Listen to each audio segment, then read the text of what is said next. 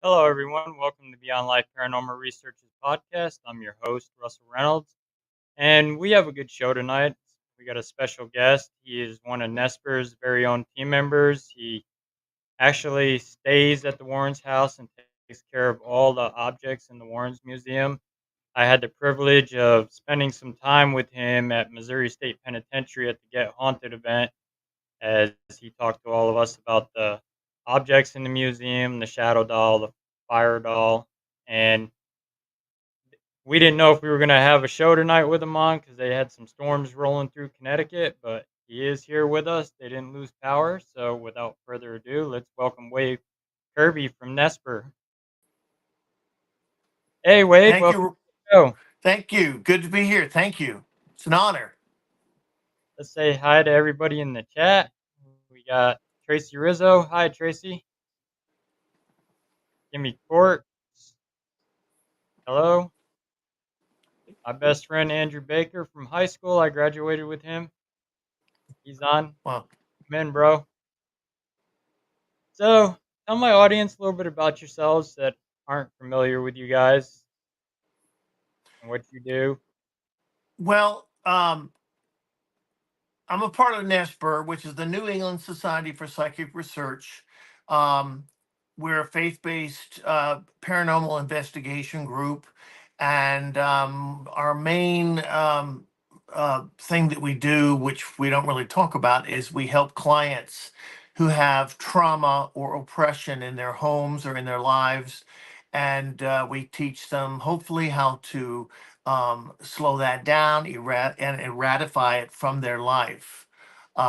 It doesn't always work, but we were trained by some of the best in the world and the founders of it, Ed and Lorraine Warren, and we take their advice and principles very seriously. And it's very rewarding and trying, and you're always learning something every single day. There's still things to learn, and Mr. Warren would have been the first person to say that. We don't have all the answers, but ask questions, and I'll try to state. I met them back in '87 when I had some phenomena going on in my apartment. Now, at this point, I didn't really dwell into the paranormal. I knew of it and UFOs and all this stuff, but it wasn't part of my life really. And the phenomena got targeted to me specifically because I lived alone in the same apartment I live in now when I'm in the city. And it got so bad that I had to have people stay over. It wasn't safe for me to be there alone. Um, uh, I mean, it after them witnessing it and some friends never speaking to me again, and I get it, I understand. Some have stayed with me, and we talk almost every single week, and are friends for life. You sure do know who your friends are when you really need them. So I had three priests come over. It would quiet things down for a few days, 3, 4 days, and he would have the apartment blessed. And the last one came in and was so disturbed and traumatized by what he was sensing, he left. He said, "I can't stay. I've got to go." He left the door open as I watched him go down the hallway to the staircase. So I was in a wit's end and didn't know what to do. And it was getting worse and worse and worse. It was getting critical down to where it wanted to kill me. quite frankly. So, and I really don't talk about it much, but uh, uh, my friend who had helped me a lot during this time said, there's a couple in Connecticut that they know about these type of things. They're demonologists, and I stopped them and I said, no, no, no, no, I don't want a demonologist in my house. That's the problem. We've got enough demons as it is in my life.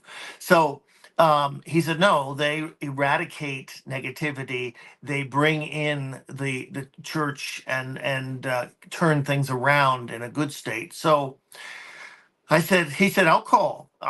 So 2 days later, I got a phone call on my message machine that Miss Warren called and said, please call me. And so I did. And for the first time in 9 months, I was introduced and was talking to people who knew what I was going through. And not only that, they believed me.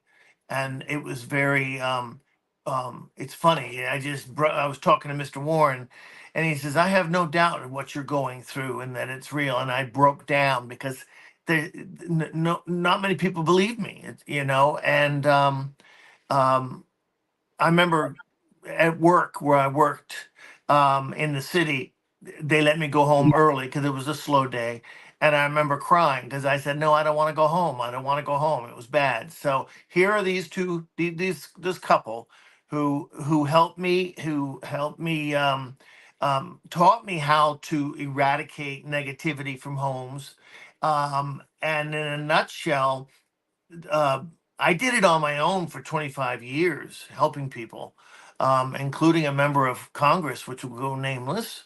But yeah, so I did that, and then through COVID, etc., and Miss Warren's passing, of course, um, Ed died in the mid 20s, but I mean 2000s, I should say. But when Miss Warren passed, her daughter Judy called me and said, "Hey, would you like to come to the house and just spend a weekend with the cats?" So I'm like, she says, "You don't have to say, you don't have to keep doing it, but just see if it works, something you might be interested in." So it got me out of the city during COVID, which was good. And I met the cats, and it was love at first sight. So yeah, that's it's going on now in October. It'll be 5 years. So Oh, yeah, ask your questions. I like to say hello to my dad who's watching too. Oh yes, Mr. Russell. Hello. I thought about you a lot today. Yeah, he can't wait to come out to the Paracon. We're all coming out in September. It's our fourth one and the biggest one. I mean, I, right now I think it's too big, but it's going to be great. It's going to be dynamic. And let me tell the audience that when you go to the Paracon in Gettysburg, let's see, it's September 28th and 9th. There's a VIP party on the 27th on that Friday night. But when you go like that Saturday or Sunday, first thing I recommend, everyone wants to go into the Artifact Museum room. And that's great. You will, but they're not going to go anywhere. Look at the speaker schedule. There are some powerhouse speakers and guests lined up. So look at the time you want to watch and listen to Ryan Buell and synchronize your day with that. For example, Ghost Brothers, anyone who's going to be speaking, schedule your day around that. Then you can do the museum and then the vendor hall and learn about. There's be a lot of information that you're not going to get on the Discovery or Travel Channel. You're going to get one-on-one personal experiences, and it's phenomenal. So I do hope you can come and learn. It's be great, and there are tickets still available. Yeah, I can't wait to go out there. Yeah, well, go to warrens.net if I'm not mistaken. Yeah, and it'll give you a link to the Paracon and but schedule your day with the speakers because they're only going to do it once or twice a day, and then they'll do the same thing on. Most of them will do the same thing on Sunday. So if you're there Saturday, plot it out by speaker. Okay, now go ahead. What else can I help you with? Let's talk about some of the objects in the Warrens Museum. Yes. I know the most Um, famous one is Annabelle. yes. Well, it's interesting. There are well over close to over 1,100 items in there. And we've learned, people say, well, is there anything more dangerous than Annabelle? Yes, there actually is. And we've learned more information on them in the past 2 to 3 years. Um, so basically, everyone knows the Annabelle story. It's interesting, when we pack the truck for the Paracon. Um, we'll have the museum blessed. We have everyone kind of like, when I say everyone, we have the items. Um, Kind of calmed down through prayer, Gregorian chants, through an incense method, a high church incense method, holy water, holy oil on the doorways, windows, etc. Things in there kind of calm down, not in a comatic state, but they are very subdued. They're not interested in activity. Um, so we would load the truck that way. But it's interesting. Once we tie things down, once we bless the inside of that vehicle, including the driver's area, and we do the outside of the truck. When we start that motor, we're not thinking about what's behind us or what Right. the latest that's done or information we found out. We're talking about baseball. We're talking about food. We're talking about movies. We don't dwell on it and we don't give it the recognition or attention because that would just do what? That would simply feed it. Yep. So when we set things up into the artifact room at the Gettysburg Arena, when it's not Gettysburg Arena, not what it's called, but where we're going to do the Paracon, um, we will kind of silently redo binding prayers, especially around some of the dangerous items. We will have stanchions, so where you can't get within 10 to 15 feet of the items. I will do holy water on the floor all throughout the entire place. And if all goes well, and I talked to the lady who's in charge of that room, um, I'm excited because not only can I have some Gregorian chants and music that I like to play when I bless the museum, and I'm not a priest. I'm not a priest. Let me get that out of the way right now. Um, the items are kind of very not asleep, but they're dazed. They're down. They're not going to be threatening. They're not going unless they're provoked, which you can't get that close to. And we have security in there at all times. And yeah, it's going to be a fascinating situation. So there's a lot more items that are just as dangerous and than Annabelle. Items, when I say dangerous, I mean death.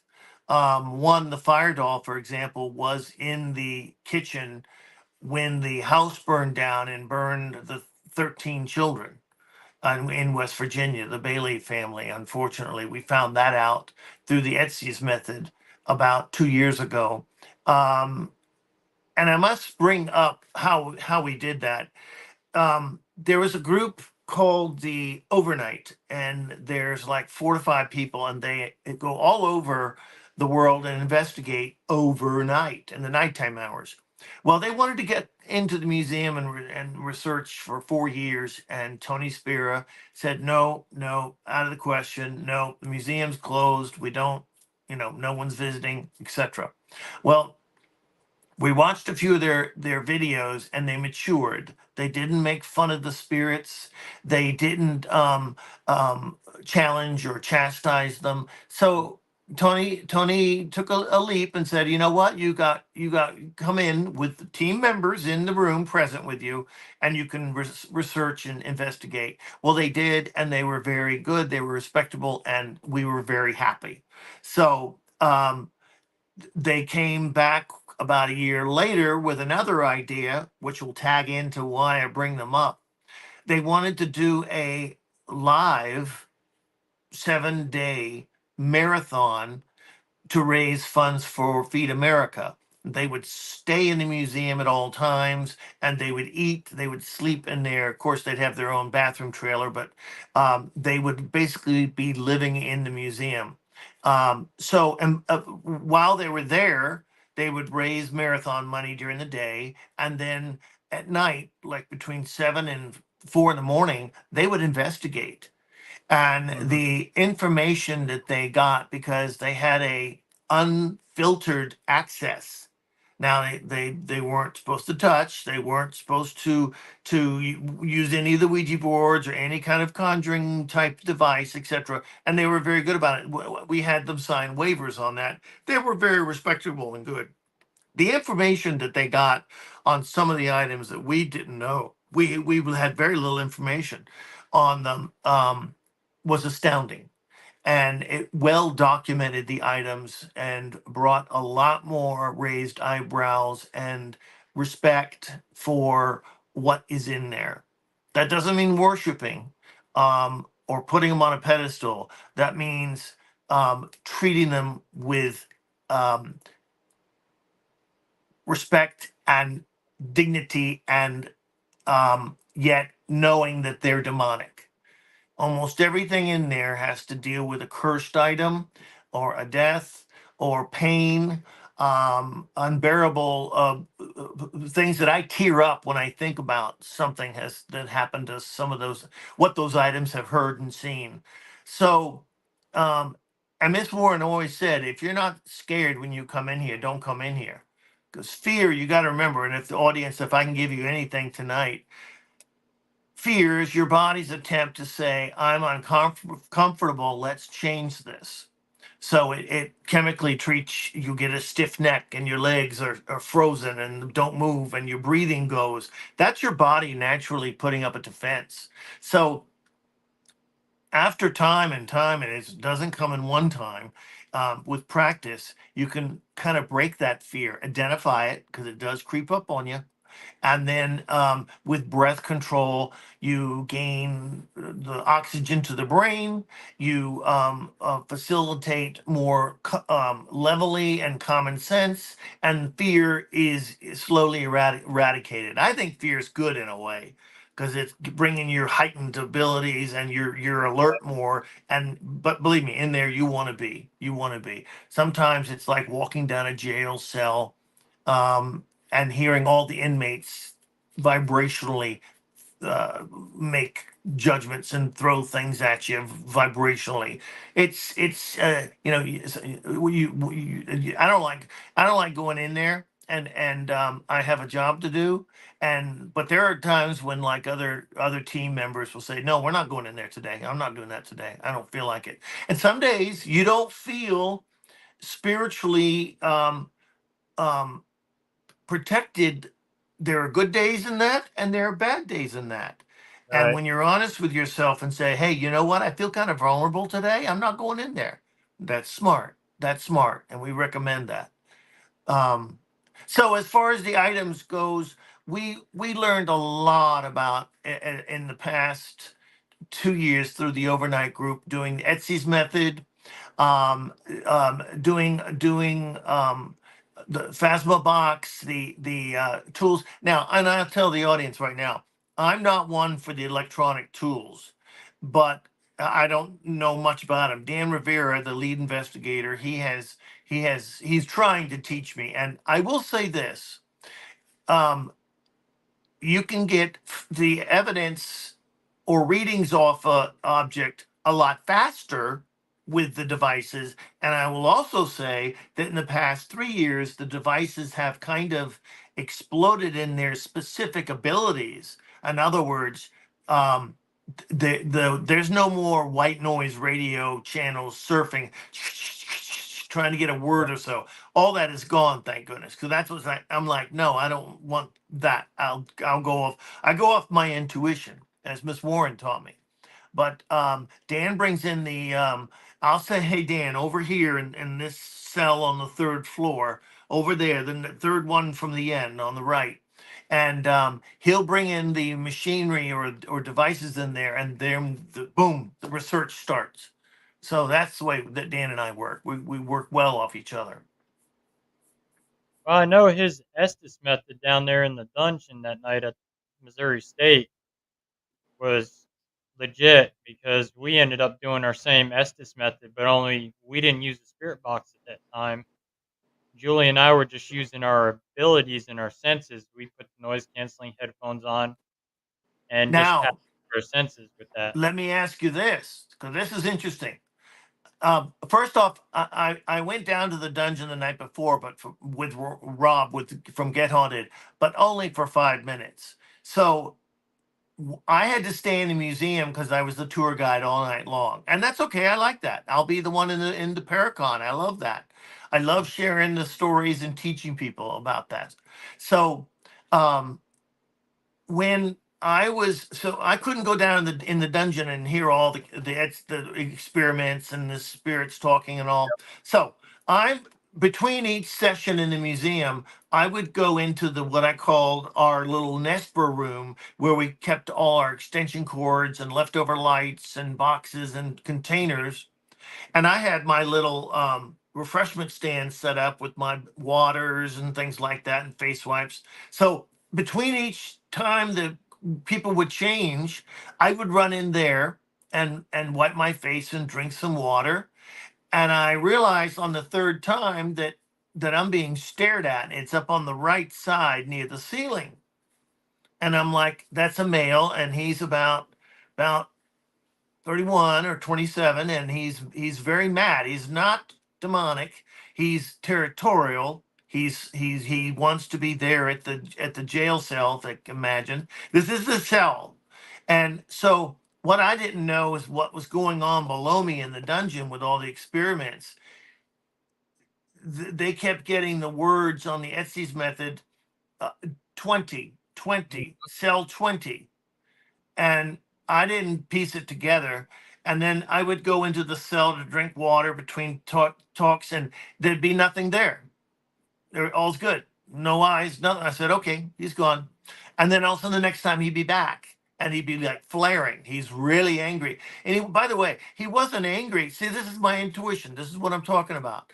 He wasn't angry, like demonic angry. He was angry that his peace was interrupted that night, especially with all that going on with the museum there, the electro, the lights, all the people coming and going. He was mad that his routine he was interrupted. So that's Right. why he was trying to get out of there and went down to the basement with when you all were doing the experiments. Do you remember anyone or a male saying 20?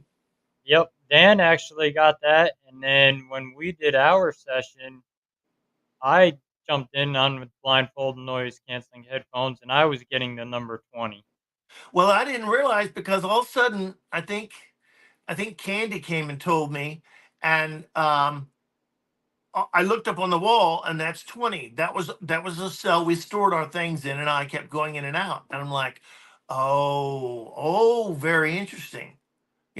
He and I said to him like the second time I perceived him, I said, I'm not going over there. You're not coming over here. I'm just coming in here to drink some water, and I'm going to go back out. I know you need your space. So that was very interesting. I didn't know any of that was going on downstairs till like maybe three hours later. Right. And then the last two times I went in there, he was gone. I don't know where he went. He was gone. Nothing was there. Peace and quiet. I don't know, but he wasn't bad or demonic or anything. He was just angry that his energies got messed up. His Right. place, as he called it. And Julie Yeah, did pick up on a man when she went under in the Estes method. She picked up on a man that was angry. He was cussing at everybody that was down in there because she's a channeler with her medium abilities. And interesting. See, I missed all that. that was right after you guys had packed up Oh, and we went down oh, there, interesting. finished up that night down there on free roam. And Right. we, Yeah, we had because go ahead. we had a group with us, and there was a group of guys that ended up tagging along with us. And when Julie started picking up on that man down there and it started cussing, they hightailed out of there. They did not stay. Yeah, that's interesting because he wasn't when we were packing up. He wasn't in there. You know. Yep. And there's a that's just one. There was a lot there. Oh, I right. um I was before the we had a little after we set up the museum, we had a little dinner break and it was 20 minutes. I don't need much. So they had pizza. And I'm sitting there in the main hall, and at the end you can see the big, I'm going to call it a 4-story window with bars that lets the light in. I wasn't even thinking of it, and it just like it was almost 80% done before I realized what was happening. But I saw a like a ping pong ball, gold, sparkly, kind of translucent, because when it went by, it came into my vision, and now it was a good, I'd say, 60 feet away. It wasn't by the window, but when it went in front of the window, I could see the bars moving behind it, which made me say, what? And what is that moving? And then it went down to about head level near the floor, and it was about 40 feet from me, and then it just went zip on the right and went into a cell. And I said, oh, oh, right, I'm in a haunted penitentiary. So that's how that happened, but I wasn't even thinking of it when I saw it. Right. um yeah, that and the man in 20, that was my thing for the night. Unfortunately, I didn't get the chance to see the other buildings. um have you had time to get all? It's a massive place, and Oh, yeah. I was fine Dude. with that, because I just wanted to focus on the people in the museum and get that worked out, and they could understand it. Um, Tell your group here. I bet you most of them know, but in 2, 3 sentences, what is the Etsy's method? And I'm going to try not to interrupt. It's where you put noise canceling headphones on with a blindfold, or like Dan's got those goggles that work pretty well. And one person will ask questions real low so you can't hear him, and you're to relay the messages that come in on the spirit box. So the person who will ask the questions, he or she could be 60 feet away and Yep. whisper the question. There's just no way for that person, that human, to hear it or cheat, so to speak. And if you get a um, positive response, then you know you're doing what's called directly talking to spirit, and that's how you'll get information. So that's how we got information on the fire doll, on the dinosaur. Though we knew what was going on with the dinosaur from Conjuring 3 and Arnie Johnson and the Glatzel family, but we learned more details. But it was fascinating because as we were doing the fire doll, um, it was claiming to be a 14-year-old child attached to the doll, and it kept calling for mommy, and it was almost crying because it was involved in a fire, and it kept saying, fire, fire, mommy, fire. And so at that time, one of the family members of the overnight group was Googling this information and came up with the Chicago Tribune story, Mhm. and we now have it printed in the museum next to the artifact, that you can document all that. So the spirit, we wanted to make sure it was telling the truth, because demonics, almost every sentence they say is not the truth. Right. So it was giving all of the children's names, and then the all during the Etsy's method. Okay, so Dan was not hearing the questions, but he was giving the names, and we. It's very odd because I have 4 siblings and I don't know their birth dates, but I'm not demonic. So we the guy who was doing the Etsy's method with Dan said, "What are their birth dates?" Because he had them all on the paper, and the entity, the little girl, gave all the birth dates and the names all through rote. So we knew it was something demonic, and it was not a little girl in a fire. It was tricking us. So we knew what we were dealing with. And you see, to your audience members, the demonic, you can always tell because you always can tell in the eyes, by the way. You can always tell in the eyes. But the demonic has the wisdom of the ages. So it knows what your grandmother gave you on your fourth Christmas. Right. It knows how your grandfather talked. and it can manipulate these. So we learned that no 14-year-old child would know the birth dates of every single sibling and name them off yet in chronological order. So we knew that it wasn't telling the truth, and that was the demonic that was trying to trick us. But and see, and then again, you have to just kind of like, okay, the session's over. You can't challenge the demonic. You don't want Yeah. to do that. You don't want to say you're lying. You're a demon. No, that's challenging. And they will always take you up on a challenge. It may not be that night during the investigation, but it could be 3 months to 4 years from then, and they will always do it. They will always do it. So we don't challenge or placate, but we also don't play the game, and then we simply stop the occasion or opportunity for them to give more falsehoods. Make sense? Yep. We had a question for you also. And Andrew by the way, forgive me, I can't read the comments because I don't have very good vision. So go ahead with the comments. I try. Hopefully, I can help. Andrew said, "How accurate are the movies about Annabelle?" Well, your question is very interesting because you're asking about not Conjuring 1 or 2 or 3. You're asking about Annabelle 1, 2, and 3. Um, Annabelle 1, I would say that there's 8% truth into it. By the way, uh, Russell, don't get me back on this. Say Warner Brothers after I'm done here a minute, because I got a story to tell about the Annabelle doll and the image it has in the movies. So, Okay. um, Annabelle 2, again, 20%, maybe 25% truth, but it is a good movie. That is a good movie. I do enjoy that movie. Annabelle Comes Home is probably the most realistic, Mhm. although the last 40 minutes, no, that did not happen when a party and a girl went in the museum and touched everything and everything went crazy. No, Mr.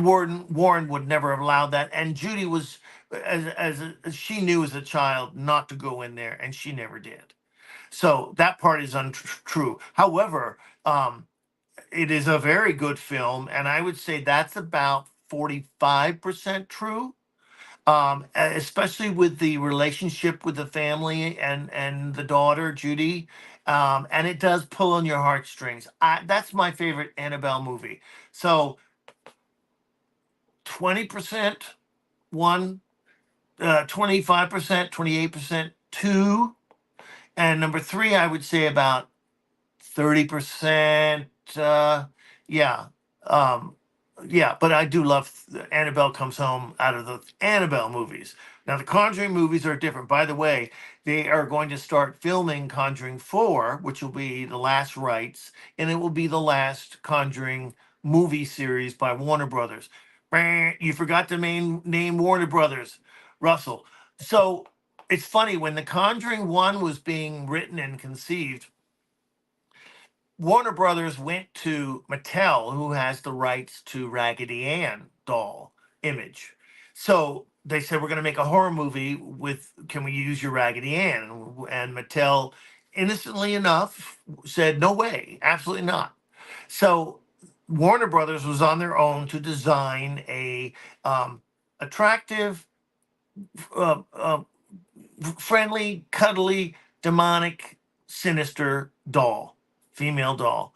And that's why the doll in the movies, Conjuring 1, 2, and 3, and probably 4, look different rather than the real Raggedy Ann. Although I'm sorry, the Annabelle Comes Home 2 does tie in a storyline of why they're different. Cleverly done. But yeah, that's why the image of a Raggedy Ann is the real demonic doll, whereas the movie one, they couldn't get the rights. And I get it. I understand. And well, $1 billion plus more later, who has the last laugh? But yeah, that's how that came about. Why the what we call the movie doll, Annabelle movie doll. And we have one given to us by Warner Brothers for Annabelle Comes Home. It is in the museum. It is not haunted. It does not have any attachments. It's in a case, glass case, much like the movie. Interestingly enough, um, because it doesn't have an attachment, we're able to bring it out physically and not have it in a case. Dan Revere, the lead investigator, he always likes to make cases for the dangerous items to contain the evil. So anything of extreme danger has a case. But the movie doll case, um, it has a female spirit named Norma, and we've actually got a photograph of the head of her inside the case by the overnight group, but we don't know who she is. She's not related to any history that we know of, or Right. Mr. or Miss Warren never spoke of a Norma. So that's all I know to tell you on that. And she's not very strong or demonic at all. Some they just latch on to some things for whatever reason. We don't know. But yeah, the Annabelle movie doll is not haunted. Yes, that's your. If that answers your question, that's a good question. George DaCosta said Wade is definitely an old soul, and I can't wait to see him again in September. That moves my heart. Thank you very much for that. I appreciate you saying that. Um, I guess I'm an old soul. I want to get this lifetime right. So, and I got to live with myself, so I might as well be a good person. So I Right. look forward to meeting you in the museum, the artifact room. Please come up and shake my hand and introduce yourself. It gives me such warmth and joy. And, you know, and not to be serendipitous, but people like you all, this is why we do this, to educate, to teach, and that's why we keep the items in the museum locked so that you are safe. It would be no good if we burn the items. What would happen then? What would happen, Russell? You're just burning the doll, Ve- the item. You're not burning what's attached to it. You're burning the vessel that's attached to. Yep. So energy cannot be destroyed. Okay. So if I burn the doll of Annabelle, for example, um, they would never let me in here again. But anyway, it would simply be transferring the energy to be free to attack another person on Earth. Very dangerous, and that's why we don't want it touched. We don't want it bothered. We do not. We consecrate and give blessings upon the items with binding prayers and holy water and oils. But no, we don't. Will no. You don't want to. If you have a demonic item that you know and feel is demonic and it's causing you trouble, you can mail it to us. We'll take it. We'll determine what the strength and what is going on exactly. But if you want it out of your house, we get items about every month and a half to 2 months, and yeah, you can pick up some things and literally vibrationally hear the story of what's going on. But that's why. So you want to leave the genie in the bottle because you want to know where the genie is. That's why we leave it as the item, the doll in this case, is a conduit. By the way, I tell this in the museum when we do the at the Paracons. Why are so many dolls haunted? Well, there's really not much. There's not a lot, but those are vehicles that the demonic will use because when you see a doll or a little puppy dog toy stuffed animal, what's the first thing you want to do? Pick it up and bring it Yep. to your heart and rock it. Little girls with dolls and all. That entity knows this and uses it as a vehicle to trick you. You think it's safety and nourishing, but no, it's the opposite. It will literally dislodge from the doll and look into your auric field around your body and try to locate cracks where it can embed its energy into you. And it can stay there for 3 days, it can stay there for 5 years until the time is right when you get a bigger crack and it can enter in. That's when you're going to hear the chatter.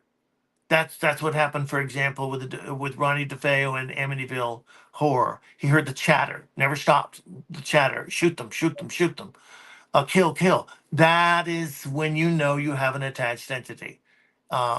And uh, I hope that I don't know where I got off on that tangent, but yeah, the demonic will often use stuffed animals and dolls to attract someone to get near their heart, the heart chakra area. Make sense? Yep, especially for like your little kids because your little kids are easy targets because they're weak. Yes, yes, and they will feed off of that, and you'll notice the behavior. This is very interesting. How, and I don't want to go on a tangent, but if you look, if you don't believe anything I said tonight, that's fine. But you got to look at your video games, how they're geared to young males, and they're usually violent and dark. um, you you um, you got to look at your TV. What energies are coming off that TV now? Um, uh, uh, the media is has a lot of dark, unfortunately, undercover current that's being produced right now, and it is affecting the consciousness of the younger kids, and having a whole nother effect without um, losing a body of a Raggedy Ann doll and being free. It's got an undercurrent that's quite active, and we're well aware of this. I don't think 4% of society is aware of that, but Right. that's, where we come in to help. What's another question? Uh, By the way, I love to Candy talk and I Slater love questions. said, "Hi Wade, so blessed to have met you 2 weeks ago." Say that again. Candy said, "Hi Wade, so blessed to have met you 2 weeks ago." Oh, at the penitentiary or the Yep. the Yeah. state prison? Yep. Wow. Yeah, that was a remarkable experience. Thank you. Thank you. Thank you for George, listening to me. George Costa said, "I guess he Yes. forgot about." No, I know George. He lives in Florida. He's a good friend of N.E.S.P.E.R, and we like him a lot. Very smart. Julie Couch said, "Hi Wade, good to see you again." Oh, good. Well, who? Julie And if you're Couch, she not met careful, you. I'll bring out my magnifying glass. Just kidding. She met you at the prison. She was with us at the prison. Oh, okay. Thank you. Thank you. I hope I could make an impact and help in some way. Um, y- and what does this one say? Candy said about where we were talking about burning the vessel. Right. Then it's more dangerous. You don't know where the energy will go. Exactly. And it will go and it will not be good. And the people that it will probably start hovering around will have no idea that that stuff even exists. So yeah, they have the wisdom of the ages and will use that against you at any time. Candy's very right on that. And then Joe from Next to Kin Paranormal said, "Wade, Yes. you have such a wealth of knowledge. Just love listening to you, my friend." Well, he had a show before this one, and yeah, I believe it was his first one, but you wouldn't know it. That was Joe. That conversation you had was like sitting around a campfire, and you want that flow. That you did it. It was a wonderful job. Joe and his son I met. At the hospital, in Old College Hill Hospital in West Virginia. And immediately we clicked and uh, worked with his son and him, and they're very supportive. You know why people get so closely bonded in the paranormal field? When you're in a show on stage, say Broadway, you have to rely on the other person on stage, their lines to be said and memorized and done correctly so you can do your part. When you're in a paranormal situation and it's dark and you're in a hospital and down a long hall, you rely on the other person's response for your safety. That's Yep. how friendships start very quickly, if that makes sense. And to me, it certainly does. You begin to be excited when you know other people are going to be on your team or in the location. Right. Like for Joe and his son Dom, I feel comfortable when I know that they're there. There'll be less drama, and if someone does have a reaction or freak out, it's all good. You come to me. We're going to get you out of the room, out of the place. We'll Yep. get you centered.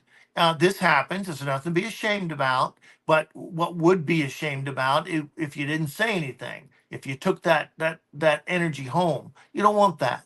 So just come up and let me know. Say you're not feeling good, or I'm really scared. I can't do this. There's nothing wrong in sitting out an investigation. That's actually very smart and acknowledging your abilities. Yeah, because I mean, you can easily get hurt real quick if you don't say anything. Oh yeah, and they would love, the demonic would love that. They could just live off your energy, and you're gonna feel weak. You're gonna feel tired, listless, Yep. and this could go on for months. Actually, and you don't know. You go to the doctor, he doesn't know what's he. There's no test for an attached entity. So, Nope. um, you know, yeah, that's exactly what it wants. So we try to recognize that and assist people, and it will certainly drain your energy if you let it. Absolutely. Well, that's Yes. what happened with one girl at the prison. That medical emergency.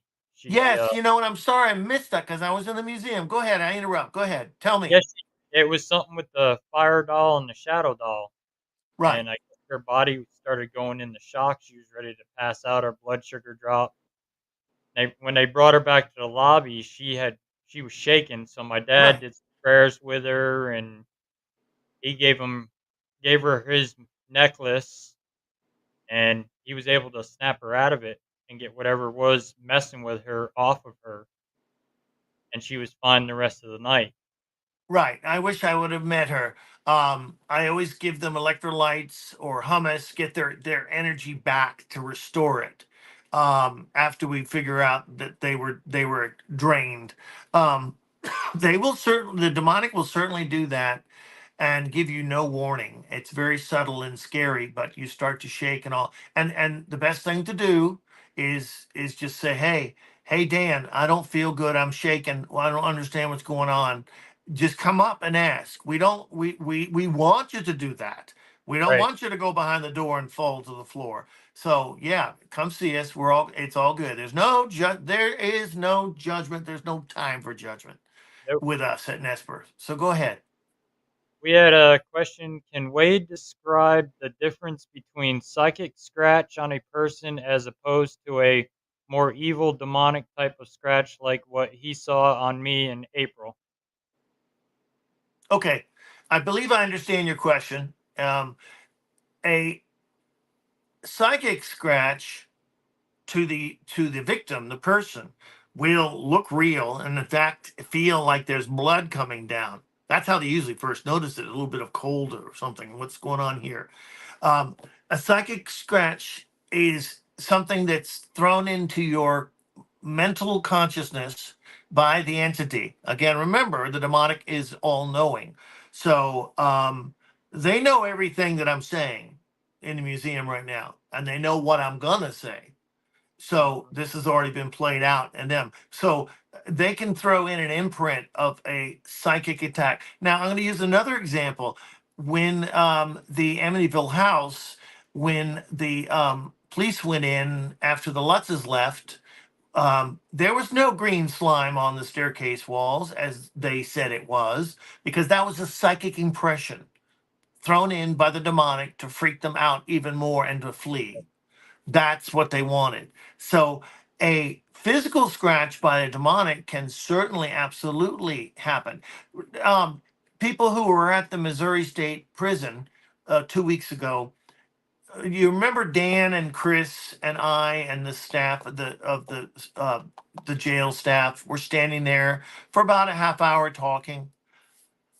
My back shin, there was a hand on it that was going up and down for at least 3 minutes, but I paid it no mind. I didn't want to give it any focus. I didn't want to yell, "Oh my gosh, what is this?" No, it's not going to have any power over me or. So that is something that's physical. If you get a physical scratch, um, first off, you notify your group leader or whoever's the lead in this in that museum or hall or hospital or state prison. Okay, immediately do that, because in my book, that's not allowed. Okay, and Right. my first job without challenging is to stop that phenomena. You are not allowed to touch someone in bed. You are not allowed to pull open a shower curtain in the bathroom. These are things that are not allowed, and I don't tolerate. And I bring out the holy water, and usually that works. So, but no, I don't tolerate that. If anyone's scratched, best thing they can do is say, "Hey, I've been scratched.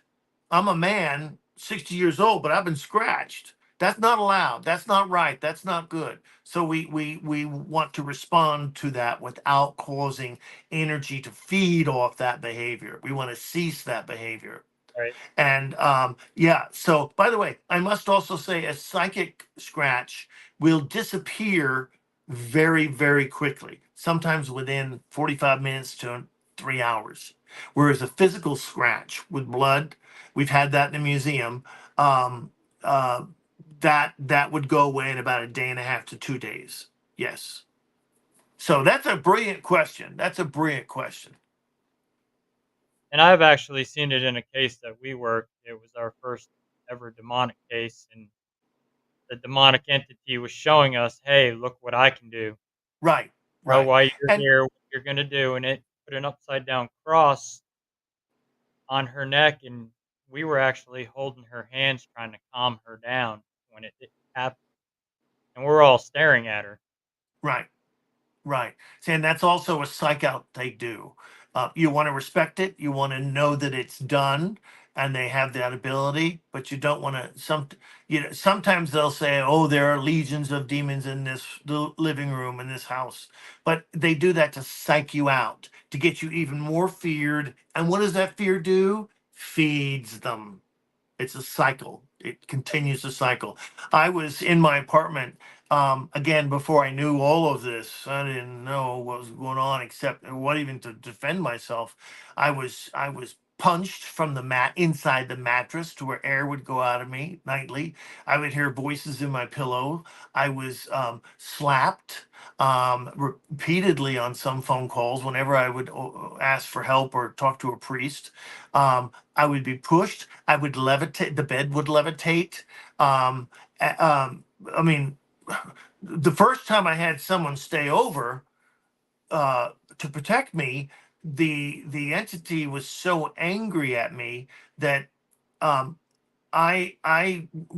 would not go into the main room where all the action took place, the heart of the situation. And my friend went in, and um, it lifted me up in the hallway and threw me down. And I ran and grabbed onto him after 9 months of living alone with this terror. I jumped and grabbed onto him, and it lifted us both off the ground and threw us to the ground. Now we calculated our weight; it was 370 pounds total. Wow. So yeah, that's when you know you've got something that has great strength. It is not going to tell you the truth, and it's causing great series of oppressions. That's when you know you have a demonic. Julie asked, how do attacks came through when the museum or the haunted items are so protected and blessed every 6 hours? Well, they're not blessed every 6 hours. And when we travel, like to the state prison or go to the Paracon, they're blessed every 4, 5, 6 hours. I'd like to do it every 2 hours, but when they're in the museum, like now, they're dormant. We don't. There are times like for 20 days, 25, 30 days, we don't go in there. We don't go in there. There are times when I will get here and I will hear because yeah, I know it sounds strange. There's a feeling you get. It's a communicate. It's a knowingness, Mhm. and they say if you don't do this protective ritual today, we're not going to bother you. Well, my always I'm going to do the protective ritual because I don't make deals with demons, and they're not my friends. I respect them. Stay there. I'll stay here. But I'm still going to protect the home always. And I Is that remember watching it? one of To Ed's go? videos, and he was saying about you never want to go in there after dark. No. But you know what? What's kind of a interesting thing? The demonic will use its opportunities whenever it can. And especially if one person's being targeted. Trust me. So you'll have activity at the day at 2 o'clock. You'll have activity at night. Sometimes you'll have more activity at night. Why? Because the energies are more leveled, calmer, less going on. You know, um, coming from New York City, there's a lot of hauntings, but the area is so busy, Yep. you don't, you couldn't recognize any activity. You know, Grand Central Station. If you take a digital camera up to the constellation ceiling, especially in the corners where they gather, congregate, you can do a digital like 1, 2, 3, 4 exposures right after each other, and you'll see the orbs flying about. We're talking about 20 to 30 orbs. Now, why they're in Grand Central, I don't know. But yeah, you could do that. You see them move. You play the photos back, and they'll move on the screen in like 5 or 6 photos in a row. It's fascinating. But that's why they say basements and cellars or attics. Why is there so more likely to be a spirit in those areas? It's a darker area, and they thrive in dark areas. Well, think of the state prison. That spirit didn't want his space interrupted. And there's a freaking party going on outside with lights and music and all. So he was thrown. He was upset. He did not want this to continue to where he got out of there. Right. So as far as like attics and basements, the environment is more stable. It's Mhm. stale. It's undisturbed, and they like that. They like the calmness of it. What's another thing I've learned? Say at the prison, if you get a spirit that was very active, okay, the man in cell 20, literally, he needs to recharge after we left. Yep. He spent a lot of energy. So it may take him 2, 3 weeks to 6 weeks to recharge. And what do? They hover in corners, behind doors, areas where they won't be disturbed. They just hover and regain their energy. Make Right. sense? Yep.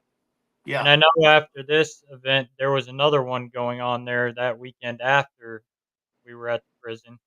I'm curious if there was any comments um, um, from the spirits the next week about why we were there or where did we go.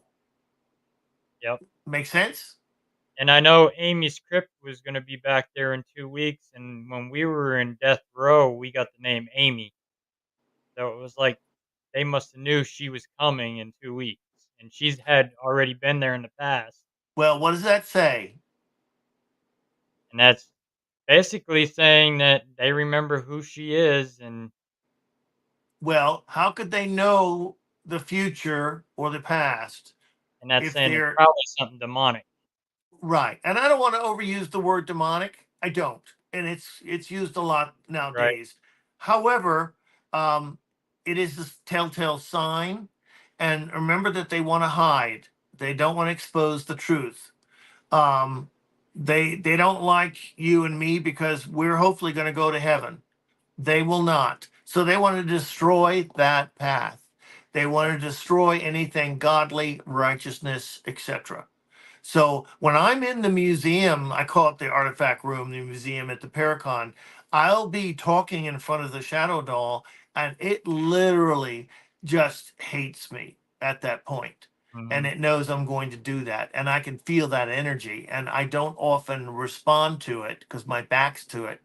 But um I can definitely they yeah, they don't like me. They don't like me. But I'm not there to be their friend or fan club. You Right. know, I'm there And I to know educate the way the demonic work, expose the devil. That's what Mr. Warren was all about. He yep, would be thrilled with the Paracons that we can reach so many people and expose the way of the demonic. He would yep. be thrilled. And I know that fire doll at the prison, I could feel the energy coming off of that, and it was like it was trying to radiate to me, but it couldn't get through because I was protected with my Good. blood metals and stuff like that. And when I took pictures of it, you can actually in the pictures see its head turned and looked at me. Yeah. the eyes shift in that one. Now, and I'm going to show the audience something here if I can get it out of my pocket. I've had this for like 25 years. It's it's a little pocket Ziploc bag that has the Church of the Holy Sepulchre in Jerusalem, where Jesus died. The stone is there, and the priest will put a bowl on top with oil and bless it. So we have several bottles of that oil here at the house, and it is like a schoolmaster. When that comes in, they cower. So I have this on my pocket. But funny thing, when you're in a penitentiary or a hospital and it's all dark and your friend is five rooms down the hall and it's just you for look, we're human. You forget the metals around your neck. You forget the metals in your pocket with the blessed oil that heard the Lord weep on the stone. And that here we go with fear again, and it's absolutely normal. But yeah, and you know what is good about a metal, for example? What does that do? Is it the metal that keeps you protected? No, it's the knowledge that you have that metal on you that gives what's called faith activated. So therefore, you have control over your fear level, and that is executing and exercising faith. Faith is like a muscle; it's got to be worked out. I always say that, Yeah. but it's true, and it takes experience, it takes practice, because no one's going to get it. I don't get. I still am in third grade on that one. So Yep. um, Dan and the guys like to scare me sometimes as a joke, but so Right. there's a difference between startled and scared. But the demonic will use both. So the metals, the oils, the holy water, they're tools. Actually, faith of going forward down that hall that's dark comes from within you. And I know that sounds easy to be said on a podcast, and not in a dark hall with the thunder crapping, lightning cracking outside. Um, you should have seen the thunderstorm we had in Connecticut. I didn't know if we'd have power, but we do, and it's all done. So yeah, faith. Um, it's 101, and there's going to be. I want to tell the audience something too. Forgive yourself a little bit, because we're not perfect. There are going to be days when you're real confident that you're real protected. I can do this. And then there's going to be days when you feel vulnerable and weak. Just admit that. Have some good food, get some good rest. I know when we do investigations, we don't get rest. I Nope. certainly won't at the Paracon, but I'm geared mentally up for it. I'm ready to go, mentally and psychologically and spiritually. I'm ready to go and be in that artifact room all day for 2 days. I'm ready. That's where you got to be. But you will have weekdays on spirituality. That's normal. Don't scold yourself, and allow yourself to say, "Hey, I'm human." But exercise, sleep, and food does help that. Right. That's Yeah. like us when we do like a residential case. We won't jump into one the next weekend. We'll take a break, and then the weekend after, once we're recharged, ready to go again. Right. Absolutely. And it wants if you do deal with something on the dark side, it wants you weak. Yep. It wants you mentally weak, spiritually weak, physically weak. So that's why I wish I'd have met the woman at the state prison. And but I talked to the guard there, the security guard, and he said that she was doing fine when she was leaving. So that's good. That's good. Yep. And I saw her at the end of the night when she left, and she was back to normal. Good. Very good. Good. Good to know. Yeah. Um, how did you come in touch with the with the Nesper or the Warrens, I'm Russell? actually related to Ed Warren, my dad and I. Okay. We are cousins through the Briggs family that dates way back to the 1700s through my third great grandfather, Caleb Reynolds, out of Rhode Island, Wow. and Wow. my cousin Dawn in Florida, Dawn Baynard. She did all the genealogy, and she's also related to the Warrens, and Wow.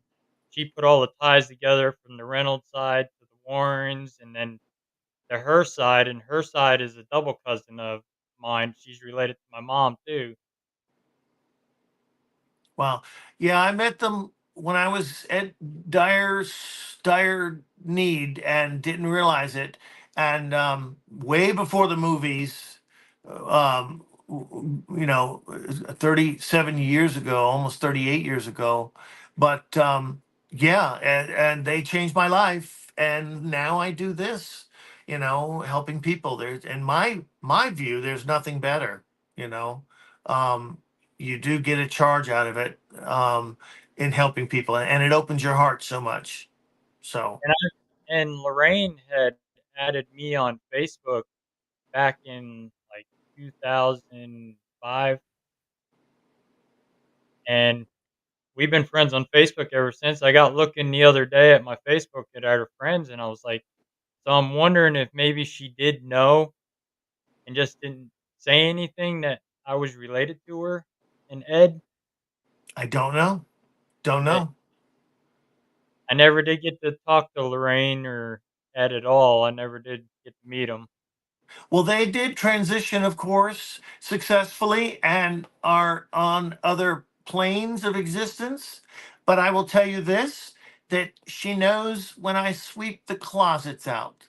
She knows when I'm walking up and my right ear will ring, which that's her signal. She'll talk on the right ear, whisper sometimes, and Mr. Warren will come to me with ideas in my dreams because he knows it would overwhelm me a little bit, and all. So the spirits will come when you are comfortable to receive the message. They're Right. not going to shake the bed and say, "Hey, and I got to talk to you." They're not. That would freak you out. They know that, so they're not going to do that. Um, by the way, one of the first things Mr. Warren taught me was, what's the difference between a ghost and an apparition? A ghost is a spirit who is deceased without a body, a ghost, and you don't know them, like at the state prison.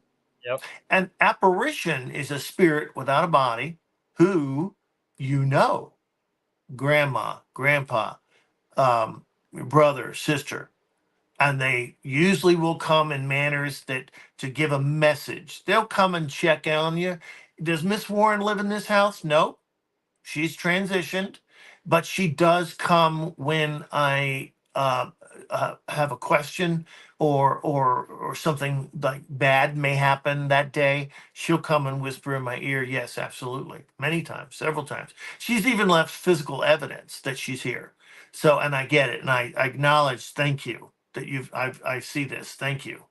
Um, but yeah, they've transitioned into another dimension, but have the ability to assist those still here as an apparition, someone that you would recognize. And then one more thing on that, an apparition will come when they can communicate you to your, and you're open to see it. In other words, they can use the smell of a pipe that your grandfather used to smoke to recognize that it's him, or your mother's cologne or perfume. They would, something you would recognize. They don't want the message lost. Sometimes they just come, like I said, to check. Sometimes they have a message. You need help, or Right. watch out for your car, etc., etc. Yes, yes, that will happen. Yes, absolutely. So that's one of the first things Mr. Warren taught me, and I still use it to this day. Yeah, that's my mom does the same thing. She passed away in my home of cancer in 2018, and Sorry to hear that. thank you. And she'll come back to visit.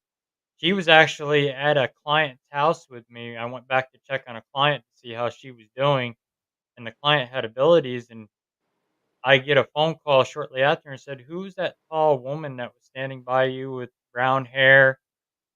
And I was like, "You just described my mom." Yeah, Russell, there's more to life than we know. That's why I love the paranormal.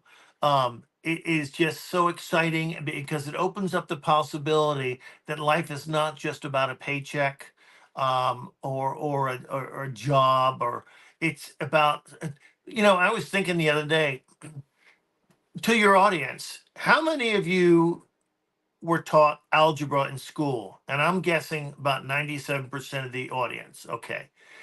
How many of you used that algebra this week or even a month, year? Every single person will eventually transition or not, or pass on or stay in the afterlife. There's not one person who ever breathed who won't have this happen to them. But there's nothing taught at school. The word paranormal doesn't exist till you're older, or at least in your late 20s. Um, it's very interesting how I wonder how society would shift and change if that consciousness and awareness would be more Right. spoken of. Isn't that, you learn home ec and how to do laundry. Well, to me, death, dying, and rebirth is on the other side just as useful. Make sense? Yep. And And there's not one person who would not need that course. right. And I know a lot of the loved ones do come back to check on you to see if you're down, feeling down, to comfort you like they used to when they were alive. Well, I think of it this way. Say you have a relative that you really, or a girlfriend that you lost and she died in a car crash, but you really feel miss her. You really loved her, and that emotion, that vibration, like Mr. Warren said, energy cannot be destroyed. That emotion from your heart, true intent, has a signature to that soul that you're thinking about. And like a postcard, when you put a stamp on it and mail it, it goes to that address, no one else. So the emotion you give out to the girlfriend that's deceased goes only to her. Doesn't go to the grocer or to the butcher. It goes to her only. And so she knows what you're feeling. All those prayers and thoughts, they get delivered. Energy is never destroyed. It has to go somewhere. And if you do with strong intent, be it through prayer to a saint or prayer to a lost girlfriend, it gets delivered. Isn't that a wonderful thing? Yep. Yeah, that's a wonderful thing. That I would teach in the class of paranormal spirituality 101. Absolutely. Yeah, definitely.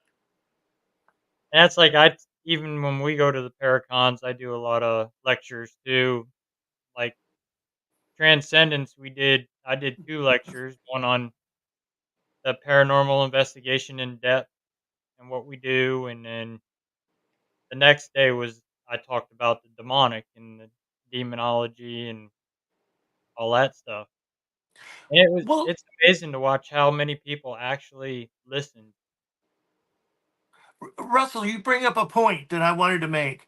You got to remember, you and I would think of the paranormal, the spirits, the ghosts, whatever you want to call them, every every 10 minutes, every day, maybe an hour. You'd think about it. Okay, me, it's every 3 4 minutes. Um, most people, normal people, don't think of transition or even what that word would imply, or an apparition in a decade. But suddenly, if they're in a plane crash or a car accident, very sudden, they don't know what happened, and they don't know how to respond or where they are. When you're dreaming, can you prove to me that you're dreaming? How long is it? Is it 30 seconds or is it 4 hours? Right. And your subject matter, how do I know you're telling the truth? Well, you're just going to have to take some things on faith. The same thing is on, like, when you transition, and if you're not ready for it or aware of it or comprehend what's going on or have a religious background, um, then you are get lost and don't understand why you're stuck with your friends who aren't responding. The family's daughter's getting married and you're there and no one was responding to you. You become sad, you become bitter, you attract what? other sad and bitter spirits around you, and suddenly you're in a clique or a gang that's not very nice. Now I'm generalizing, and being a little comical, but yeah, that's how a lot of transitions go wrong. They don't, and Yeah. they have no spiritual background. And then innocently, fair enough to them, they just were not exposed to anything called paranormal. Make sense? Yep. Jenny Yeah. Davis said, "Hello, you two. I want to put on my glasses so I can see there. You're going to have to read them out loud. Hello. Hello, you two." Okay. Hello back to you. It's great to meet people. What's that one say there? Gracie says, "Spirits on the brain 24/7." Gracie, I'm afraid so. I don't know how I could deprogram it at this point. I've come to think they guide some of my designs. Tracy, if you don't know, Tracy Rizzo makes T-shirts. Ah, okay. So Tracy, nice to meet you. she's coming to the Paracon in September also. I can't wait. I can't wait. I sleep about 3 hours every night, and I'm in the museum like 12 and a half hours talking constantly. And I would want, it's not as rewarding as, I mean, it's far more rewarding to me than going to Disney World. I told Candy that while I was at the state prison. This just is ever so exciting to talk about it. I'm glad I found a niche that I could do this, and I'm glad to be here and taking care of the house and showing respect. Um, by the way, the cats, they ate on the kitchen table.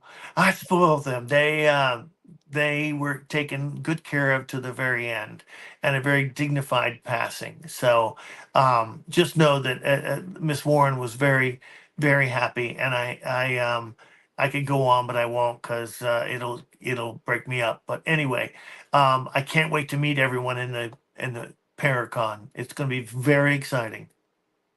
Lisa Riddle Cremo said, "I was happy to meet up with you, Wade, for the second time in Missouri, again helping to ease and quiet mind and soul after a few hours of uneasy Estes sessions with Dan in the dungeon. Yeah. I cannot Yeah. wait to meet up again." Oh, I get the better end of the deal. Trust me. Yeah, the investigating is not easy, and it's not for everyone because of that. But yeah, I find it exciting, um, and I like to go to a location ahead of Dan, for example. He'll be setting up the equipment, and I'll just start walking up staircases where I'm led, where I feel energies, and then later I'll come say, "Hey, go upstairs, the third door on your right. Go in there. There's a male in there. He's ready to talk." And I sometimes say, will you be willing to talk to some friends of mine? They have some devices that you can talk through, and that makes it a lot easier. Would you be willing? And if I get a positive response, I will definitely pass that information on to the team. Right. Yeah, I would have done that at the state prison had I had the opportunity, but it's all good. I loved being in the museum. I know when our first group started off with you at the museum, I was actually standing there. I don't know if you noticed, I was looking up in the balconies up there on the catwalk. Right. I spotted one up there, and I had nodded to Julie, who was standing across from me, and grinned at her, and she spotted one behind me up on the catwalk. Um, I don't know if you saw any photographs that were on Facebook where Dan and Chris and I standing there, and I'm looking off like this. I have to Yeah, learn to stop that because I'm picking up energies. Things are moving, and I'm like, you know, but that's what I was doing. yeah, yeah. You can pick up on it. So, and I learned that without knowing I'm learning that in my apartment when I first started. Um, so I could see exactly where in the doorway they are. And when we went to the college in hospital in West Virginia, we would go to like the third floor where the infirmary is, Mhm. and we would stand there with a group of like 20 people, and I would say, "Who's got a digital camera? Shoot over here when I say." and go right. See the door over there on the upper right side. There's two spirits, and go shoot go shoot quickly, and then they would certainly get the digital picture right back, and you would see the two balls, the orbs on the top of the door. And so I learned from. I can't always do it. Sometimes I'm have no input whatsoever. But some days I can help people in an investigation and speed up time and saying go on the fourth floor on the right there, and you'll get some save time and start investigating. So that, yeah, that humbly I say that. And you never know. Well, that's like down when we were down in 3D, the group I was in, and that was we were with Joe and Dom from Next to Kin. They were doing the human pendulum experiment. Now they mentioned that tonight on their podcast. What is that? It's where you actually take one person stands kind of right here, one in the middle, and then one in the back. And the person in the middle is the actual human pendulum. You got to clear your mind, let your senses take over, and the spirit's able to control your body and rock you back and forth. Forward for yes, back for no. And we got some pretty intelligent responses down in 3D. There was a woman down there that wanted to talk, pretty friendly for being a mentally, that's where they house the criminally insane down there. And so Joe was asking the questions.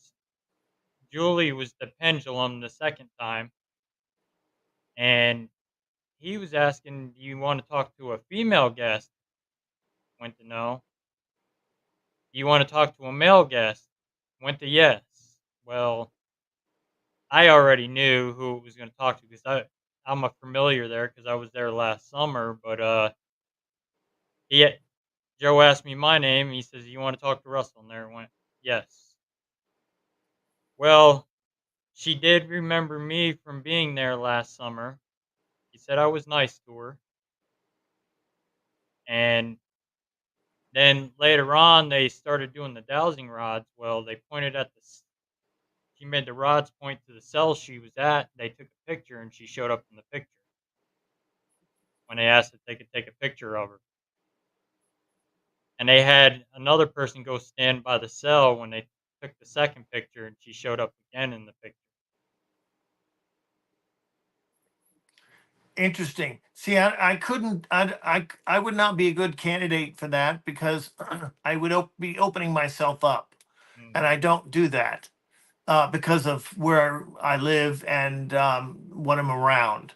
Right. So I have to use like an extra armored guard protection. But that's interesting. That's interesting. See, like dowsing rods, to me, it's the same thing as a Ouija board. To Yep. me, okay, not to anyone else, but to me, it would be a tool to open me up and be vulnerable, and I can't do that. I can't do that. So, but that's very interesting how the phenomena. I find that interesting, you know. But Mhm. remember, and for me, probably if I did do it, it would trick me. In other words, it would not. I would every time something generally happens, I'm afraid I think of the demonic, and it's tricking me because I can't just have a nice grandma come visit me. I Right. think it's someone imitating her, and that's from my past. But I think of it as a precaution, and I don't mind having that trait. But yeah, I could never do dowsing rods or nor would I. But yeah, another person, it wouldn't affect them the same way, if that makes sense. Right. And I know when I was doing the Estes method down that same dungeon cell that Dan did his that night, ended up tapping in the JB, the firebug, who was housed down there. Right, right. And not many people can actually tap in the JB. And everything I was picking up on him was spot on to the history of JB being in there, that he was housed there for 18 years down in the dungeon.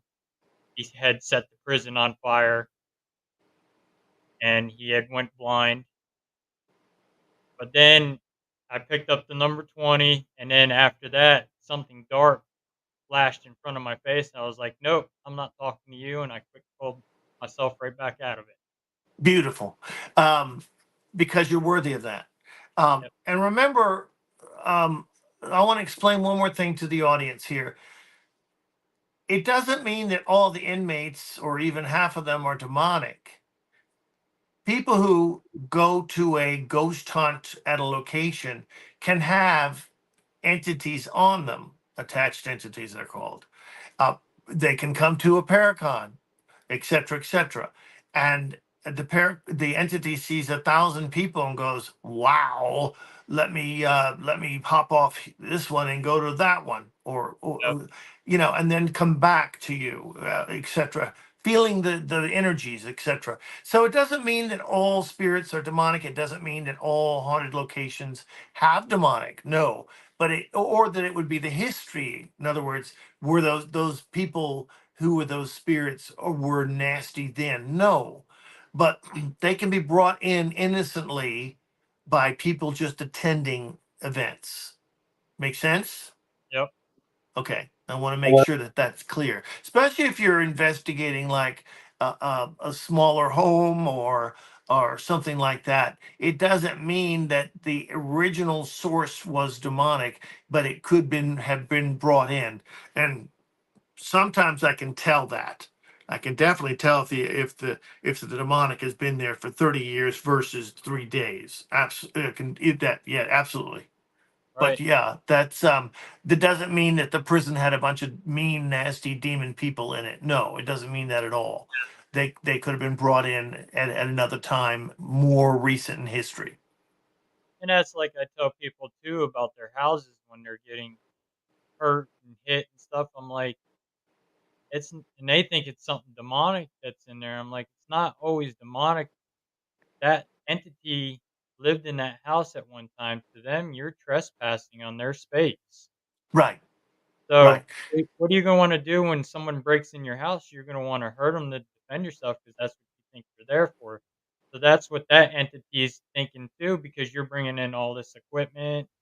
They're seeing all these cameras, and they have no idea. Maybe they have no idea what it is, especially like What, your 1800s. yeah, what if you're investigating a Civil War battlefield and you're Yep, bringing in these lights and cat balls and things like that? Now, I did find that spirits will recognize those after a while and know what they are. yep, Even children. We investigated the orphanage at Gettysburg, and the children had no problem understanding the equipment. They right. piped in right away, which was fascinating. But to hear children's voices, of course, I was cautious if any of them are demonic, but you'll know soon enough. If you get a demonic, you'll know soon enough. Oh, yeah. That means on locations or investigations or you're even home. Yeah, For yeah. me, when I go into a location, if there's something demonic there, I'll feel that heaviness right on my chest, or it'll catch me right between the eyes, and it feels like someone had taken their fist and just drove it right between my eye sockets. And that's called the psychic oppression. Yep. You see, it's not physical. It can develop into a physical thing, but Mhm. it's a psychic oppression level. Yeah, that's there goes the scratch that only you see. Yep. You know, and you know that because it goes away real quick. Yep. Yeah, And I had that at a my dad and I had did a case in Oklahoma. The rest of my team couldn't make it because they had to work, and it was an emergency when we got called out on because they had kids in the home. Well, the kid's father was doing demonic practices, worshiping. He had the whole goat's head necklace, and they were using a Buddhist sing bowl for demonic practices. They had a book on witchcraft on how to sacrifice and kill people. yeah, Well, we were investigating. We bring in DVR cameras and set them up throughout the house. And our one camera in the hallway, I had stopped to take a break, and we were just sitting there watching cameras. Well, the one started pulsating, and then it started getting worse and worse. And then this black figure appeared in it. And it was probably a good 6'5". So I went back there to see what it is, make sure maybe just the camera's malfunctioning. Well, this figure dropped come running directly at me, dropped down to about 5 feet, and I was holding on to my metal, and Good. it disappeared at my legs, and I ended up with 3 scratches on my bicep Yeah, from it. well, that was clearly demonic. It wanted to psych you out and scare you and wanted you to stop what you were doing.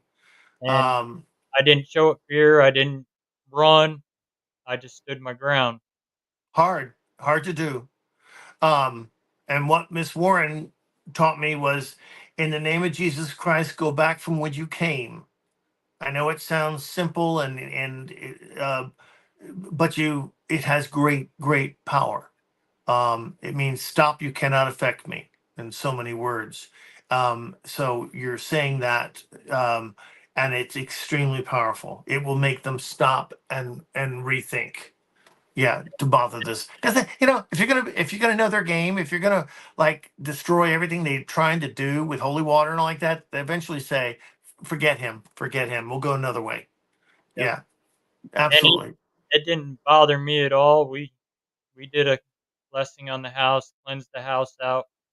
Well, the father had come home, and you can clearly see he wasn't for it. He wanted us gone, but it was his mother that had called us in because she was worried about her grandkids with him doing all this stuff. And he ended up, he says, I'm not, it's against my religion to be cleansed with your holy water.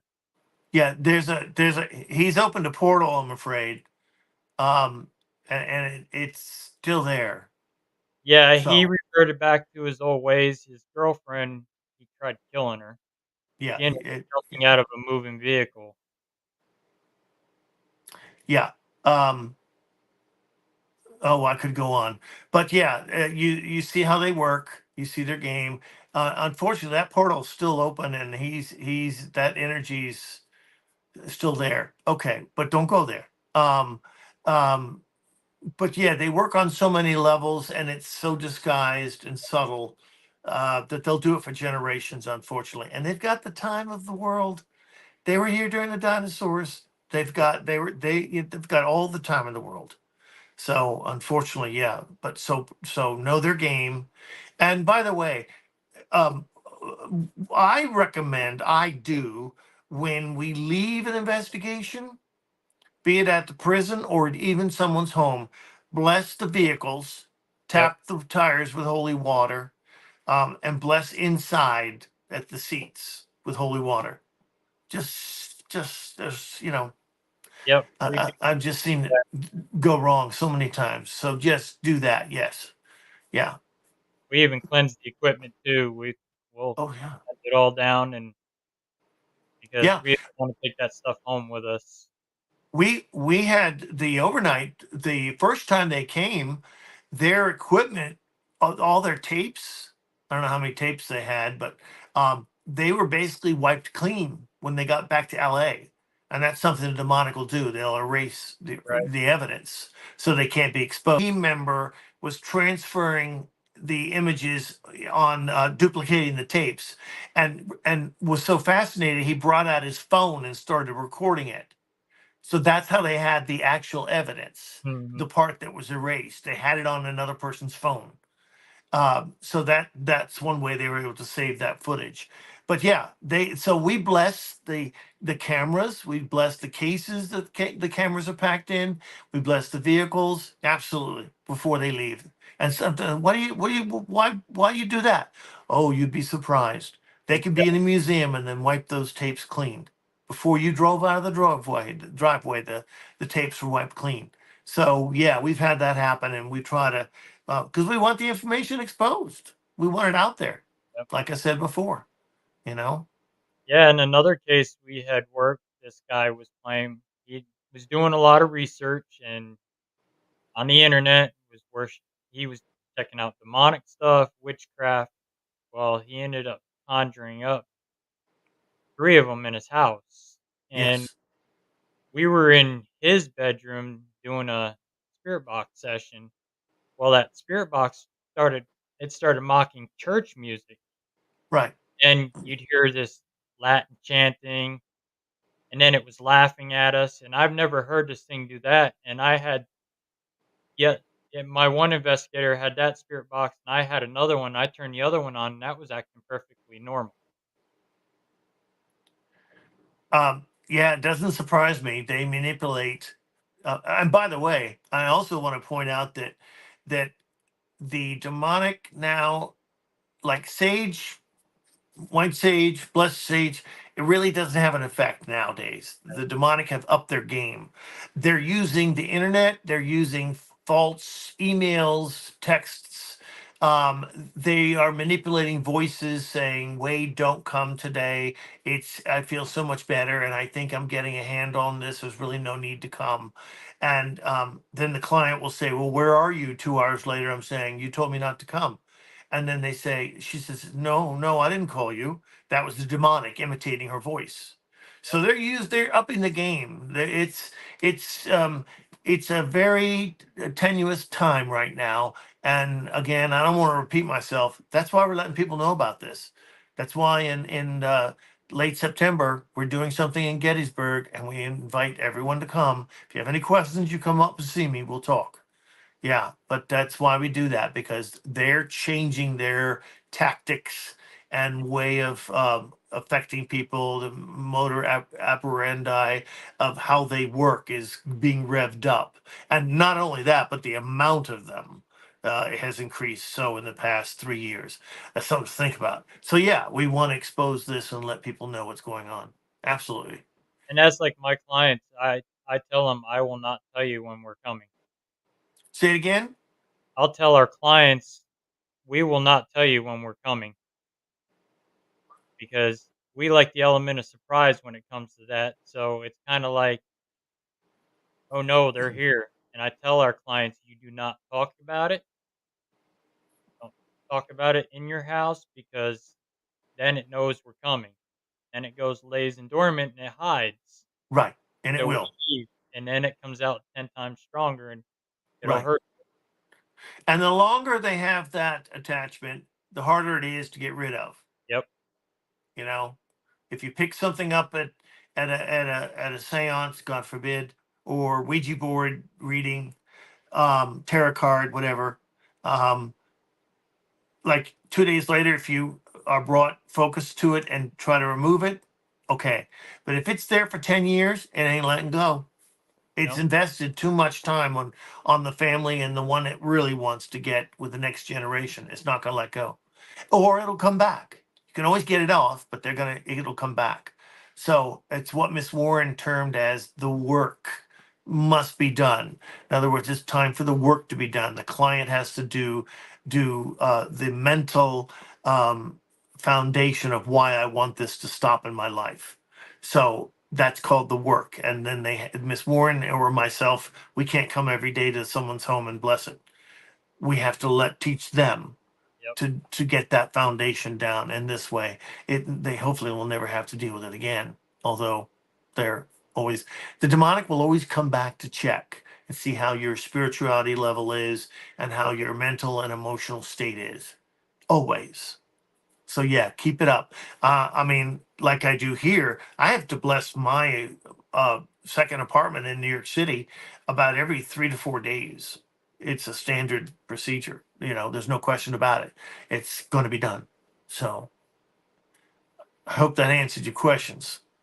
Yeah, and I mean, that one case, that first case we worked, it took about 6 months to get her back on Yeah, track. yeah.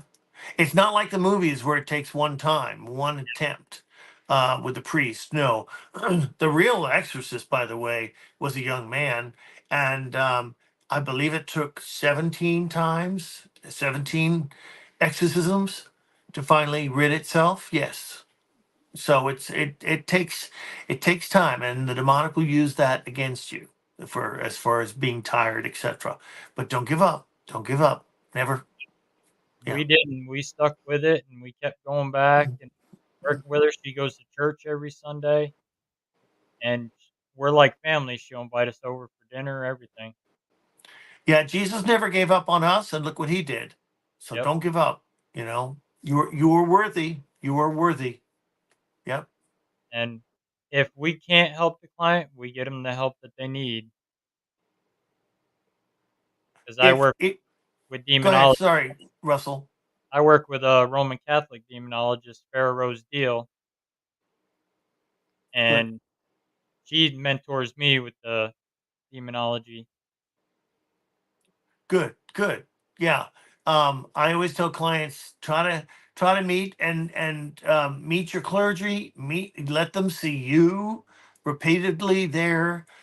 Create a relationship. The demonic doesn't want that. That's threatening to them, Yep, and it knows very soon you'll be on to their ways. So yeah, start a relationship with the clergy, and I call it the army of light. Start right. an army of light in their perception. Makes sense, right? Yep. Yeah. And that's why I love educating people in the paranormal and with the demonic too. Nothing more interesting. Nothing more interesting. Not algebra, not geometry. Um, it's just fascinating, and there's always something more to learn. I don't know everything. I'm first to say it, but there's more to learn, and no one has the answers. The person who charges, the person who says they know everything, walk away from. Save yourself some time. Yeah, you might be lost for 4 or 5 months, but don't worry, he's got a plan for you. Yep. Well, Yeah. that's like the one Paracon we did. Uh, there was a client of Julie's. They had lost contact, and she had something going on, and she come to this Paracon we were at October, and that's when I met Julie and them. She come over to my booth. Her son wants to be a paranormal investigator when he gets older. He's only 10, so I was showing him some of my religious stuff, what I wear for protection, and showing him the equipment and explaining stuff to him. Well, as soon as I pulled out that medal to show her son, she immediately started flipping out. And I knew Julie did cleansings over there, so I called Julie over. Well, come to find out, she went up and got Julie's card after they did a cleansing, and she says to Julie, "Do you remember you talked to?" I got to keep some of it confidential, but do you remember me? And Julie goes, "Yeah," and we lost contact, and I was like, "You see what God did? He put you in my path, and I put you right back in her path for help." And I said, "Now you got us both to help." And Sure. we ended up going out there working with her, and we were able to help her. Very good. Very good. Um, Yeah, and just set her on the right path. She's got to walk down the path, but Yep, you can point the way and set her on the path. yep. And They've got to do the work themselves. that's what we did. And then a lot of times in our cases too, we'll find other stuff out like sexual molestation going on. We ended up busting up a case on that, and that was the same lady with her. Now her husband put away for it. Yeah, they create a web of defense. And once they latch on, again, I'm repeating myself, it's like gum. It's going to follow you wherever you walk. So just be aware of that. And all that can be eradicated by not doing Ouija boards, not doing tarot cards, not going to psychics and opening yourself. Keep yourself protected, spiritually elevated, good food, good sleep, although well, it's hard to do nowadays. But yeah, I get it. I totally get it. And just put them on the right path, show them the path, and then they have to do the walk down it. Yes, Right. And the funny you bring that up about the gum, my dad uses that all the time in our lectures. it's true. Yep. It's He true. he brings that up all the time too. He says it's like stepping on gum, you take it with you. Whatever way you go, fast or slow, up or down, it's going to follow you. It's true. And once you get what I call on the map, once the demonic know you, yeah, it's yeah. Every day is a I call it an opportunity for victory. Yep. Put it that way. Yeah, the And opportunity is there. The knowledge is there. you know. Especially like us when we deal with it. They know who we are, and they Oh know yeah, yeah, they yeah. know our names, and they know what we're here for. See, a real demonic, a real practice demonic spirit will know when you've been first phone called. Yep, They will know what vehicle you'll drive in the next day to get there. You know, so they don't sleep. We sleep. While we sleep, they're plotting. So they're already making lines of action and synchronizing to counter us. right. So that's why we do protection and etc. Make sense? Yep, Put that armor on, the armor of light. Yep. exactly. And my dad gets the one that goes around him. I guess a bunch of people saw it at the prison that night we were there. He stayed in the lobby because he couldn't. His knees started bothering him, so he stayed in the lobby. He was doing his own little thing in the lobby, and when that girl came in with that medical emergency, and he did that Right. work on her after they were done, they seen this white glow around him, and they were all shocked that Well, he has that white glow. um, it's no secret your dad's a very old soul, and he's here for a reason. So to assist people. So yeah, that doesn't surprise me at all. It's a beautiful thing. And he has abilities. He died from a car accident and came back, and we let him do our client interviews because they try to lie to us. He sees right through it. So I let him do my client interviews. Right. Good. Good. Nice teamwork. Oh yeah, we work good as a team, him and I. And then we'll have some people kind of faking it. We worked a case where a girl was faking being possessed. And so we did a little bit of psychological on her. I said, "Well, I'm going to call my Roman Catholic demonologist, and she's going to bring a priest in here." So I went outside the door, stood by the door so she could hear, put her on speakerphone, and I said, "So you're coming out?" She says, "Yeah, I'm coming out. I'm bringing the priest with me." Well, that girl asphyxiated her eyes on that door listening, and then realized, "Hey, the goose is up. Might as well come clean." She was doing it to scare her older sister.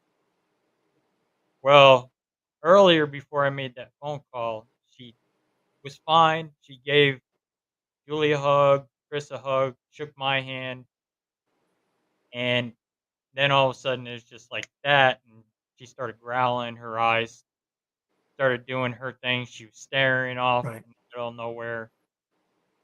So I went in front of her and I pulled out my necklace so she could see it, and I ended up calling Chris on the side and Julie on the side. I'm like, she's faking it because with that necklace right there that I just shown her, that blessed Saint Benedict's medal, she should have lunged at me. I was gonna say it's a Benedict medal, and she can't tolerate that. Yep, and it didn't even phase her. And then my dad had that cross that he was wearing at the prison around his neck too, and Right. he was sitting next to her while she was trying to reach out to grab him, playing that. And finally, she started nodding off on the couch. So I said to Julie, "Let's do a cleansing on her." So we took a big Saint Benedict's medal about like that. I put it on her shoulder, and she didn't even react to it. Well, the cat got up there. The cat started rubbing against her face and licking her face. And I'm like, "You might as well just give it up. You're faking it." Well, then she finally come clean and admitted she was doing it to scare her older sister. And so we're like, you know what? We're gonna hash this all out now. So we took sister, her, and the mom in another room, and we made that girl tell her mom what she was doing. And finally, they came clean, and I guess they're going to church every Sunday. They're doing pretty good now. So, Good. Good. And you so can always tell the demonic in the eyes. They yep, can't lie in the eyes. yep. And her eyes weren't even; they were normal. Because from that one first case I did, that lady's eyes rolled in the back of her head. Yeah. But I'm talking about the pupils, the Yep. stare. You can see someone else staring out, Yep. And for so certain, that you couldn't. they can never hide that. But But I guess, there are degrees of possession. I will say that. There's walk-ins, there's half, there's quarter, there's yeah, full possessions. So don't think that you know there are times when the spirit will recess, the demonic spirit will recess, and the child's face will come back again. right. I don't Yeah. know. Did I show you that video when we were up at the museum? I was showing Dan about that woman where her face had morphed and changed to somebody else. Oh yes, yes, yes. Right. That's another example right there. Yep. And that, yeah, that's a physical manifestation because it was captured on the camera. It Hmm. also can be done psychically or mentally. Don't forget. And see, and that man that she transitioned into, he was shot and killed there out on the front sidewalk. He had been messing with the manager's wife, and the manager had told him, "Look, if you're gonna with my wife, you take her and marry her." He says, "No, because you got a family, you got kids. I'll just step away and leave her alone." Well, they were at a get together across the street, been alcohol involved. Well, the manager of the movie theater, he decided he was going to go to use the restroom, come back. Well, here's the guy messing with his wife again. So they were both been drinking, they were drunk. Argument started, and he says, "You keep messing with my wife, I'm going to kill you." Well, I guess the guy said some more words. He went to leave. Well, the manager had followed him. They went across the street in front of the movie theater. He pulled out a 38, shot him dead right there in the sidewalk. Mhm. And they had a priest go through there to do a blessing on the place. And this was on the show Dead File. And they got a growl. The priest got growled at.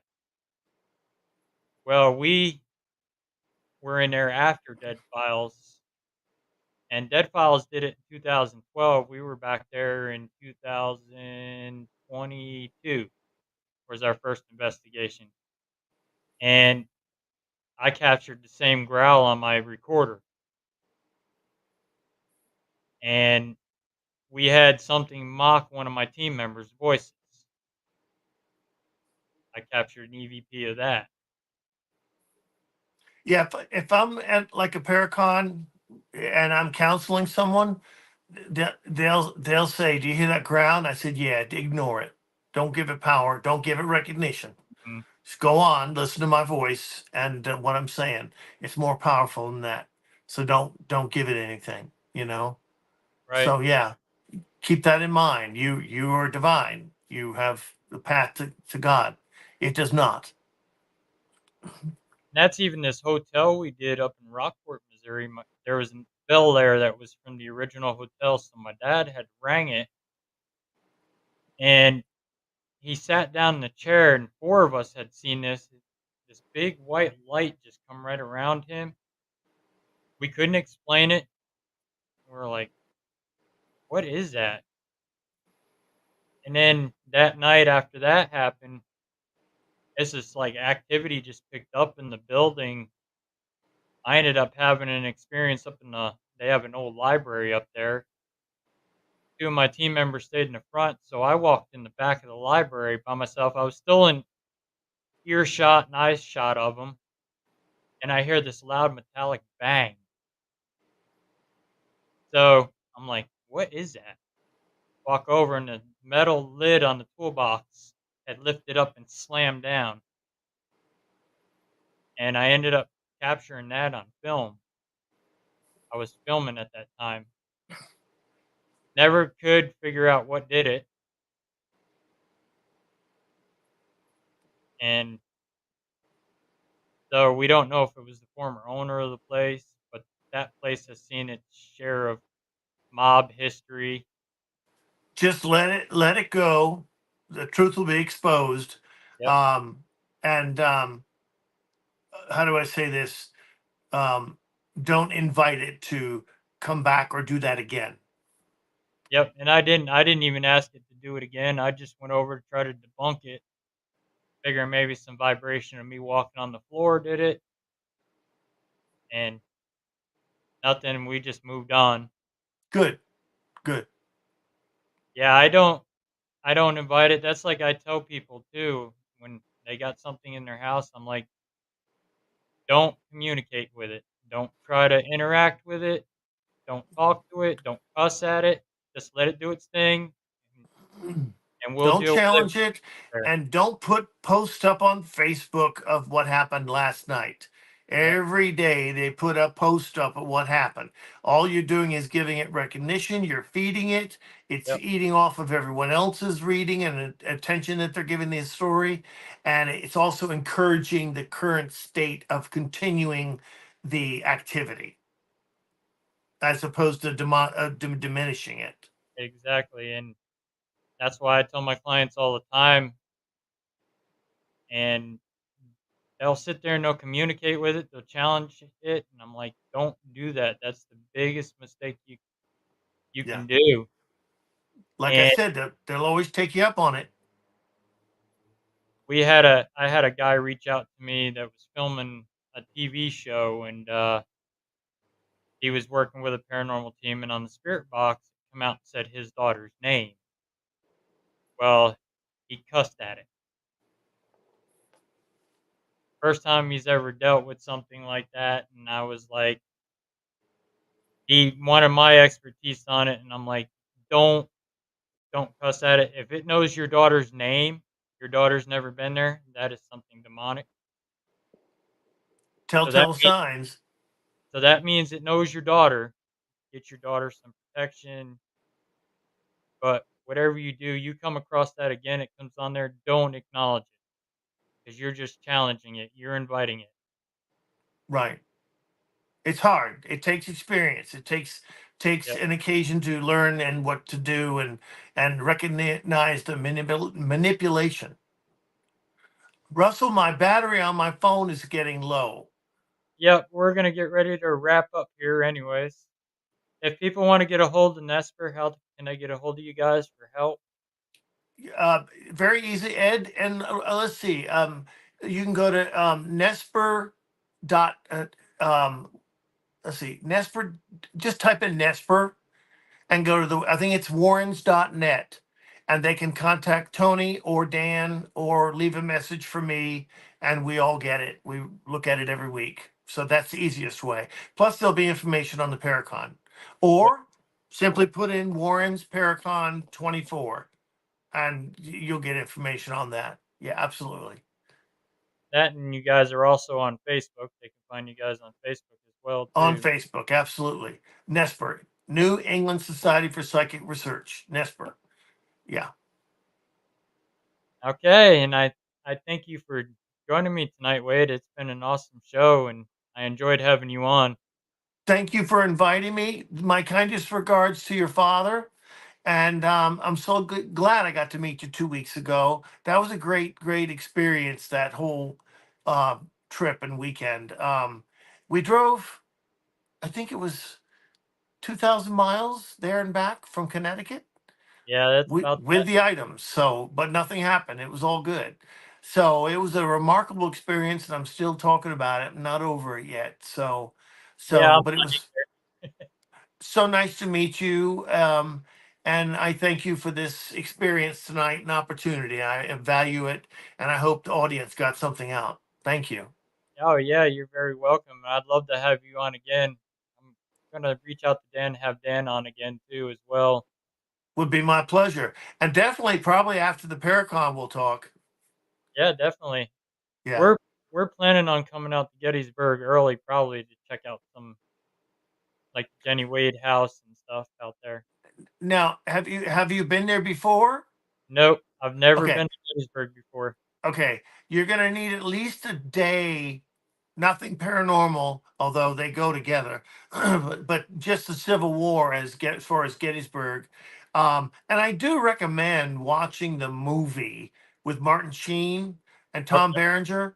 It makes it um, it's not a map anymore. It's not on a page of a book. It's right there, and how it and a lot of the locations were the National Park Service gave permission to film on the actual sites.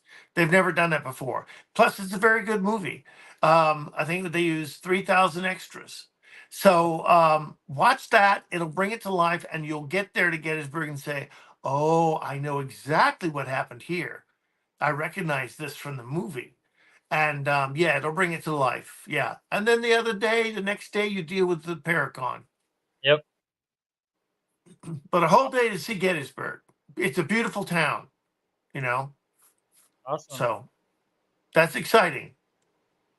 If you want to hang backstage for a minute, we'll talk. And I thank everybody for joining me tonight. And we will see you all next week. Stay Thank you. humble, God bless. stay safe out there. God bless every one of you that tune in. And I hope you found some good information. Everyone, have a good night. Night.